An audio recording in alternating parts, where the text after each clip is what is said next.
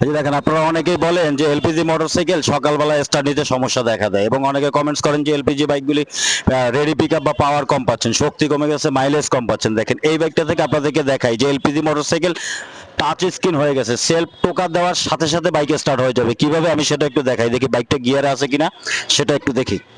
দেখেন এটার এই যে চাবি অন করা আছে, এখন আমি জাস্ট একটু সেলফে টোকা দিব, দেখবেন টোকা দেওয়ার সাথে সাথে কিন্তু বাইকটা স্টার্ট হয়ে যাবে। এলপিজি বাইক, যেটা এটা আপনাদেরকে এর আগেও কয়েকবার দেখিয়েছি।